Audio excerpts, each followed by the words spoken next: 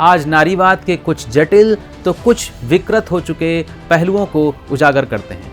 1837 में फेमिनिज्म शब्द पहली बार गढ़ा था चार्ल्स फूरियर ने। तब से लेकर आज तक फेमिनिज्म के कई धड़े उभर चुके हैं। कट्टरपंथी नारीवाद, मार्क्सवादी नारीवाद, उदारवादी नारीवाद, उग्र नारीवाद। नारीवाद का विकास समय काल परिस्थिति, विभिन्न सामाजिक आर्थिक राजनीतिक परिस्थितियों के आधार पर अलग अलग तरीके से गढ़ा गया।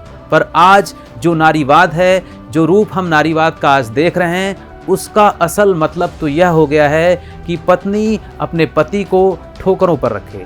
वह बात अलग है कि पति को ठोकरों पर रखने के चक्कर में दरअसल महिला अपनी गृहस्थी, अपने दाम्पत्य जीवन को ही ठोकरें मारने का काम करती है। जब 1837 में नारीवाद शब्द पैदा हुआ तो यह वह समय था जब पूरी दुनिया में महिलाओं की स्थिति बहुत ही ज़्यादा खराब थी। यूरोप में महिलाओं को वोटिंग का राइट नहीं था, उन्हें संपत्ति रखने का अधिकार नहीं था।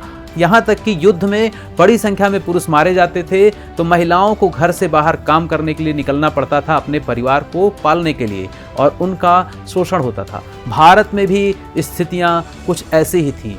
यहाँ पर दास प्रथा भी थी। यहाँ पर महिलाएं विधवा होने पर पुनर्विवाह नहीं कर सकती थी। सती प्रथा जैसी कुरीतियाँ भी थीं। ऐसे में दुनिया की आधी आबादी को उनका हक दिलाने के लिए नारीवादी आंदोलन ने जन्म लिया।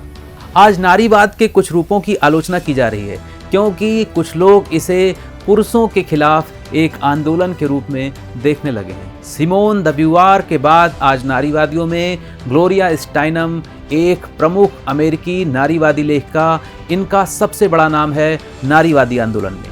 इन्होंने मिस मैगजीन नारीवादी पत्रिका की स्थापना की थी 1972 में, और इसके जरिए ही उन्होंने महिला अधिकारों, महिला समानता की बात की थी।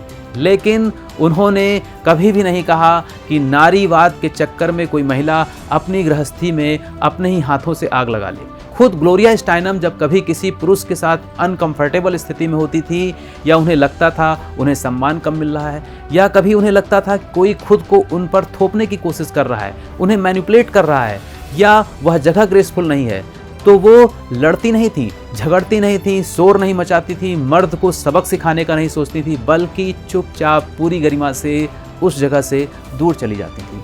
पर आज नारीवाद का जो रूप हम देख रहे हैं, उसका असली मतलब आधुनिक नारीवादियों ने ये निकाला है कि महिला रिवीलिंग एंड शॉर्ट ड्रेसेस पहने, दारू पिए, स्मोक करे, गालियां दे, और यह सब भी वह करती है अपने बाप या पति के पैसों के दम पर, जो कि पुरुष ही हैं।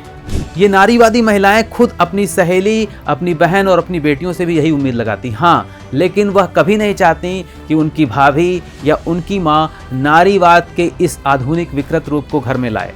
आधुनिक नारीवादियों द्वारा सबसे बेहुदा तर्क आज यह भी दिया जाता है कि गृह कार्य के लिए महिलाओं को अलग से वेतन मिलना चाहिए। मतलब जिस देश की 90% आबादी 25,000 प्रति माह से कम कमाती है, उसे अपने घर में अपनी पत्नी को, माँ को, बहन को, बेटी को वेतन देना चाहिए गृह कार्य करने के लिए।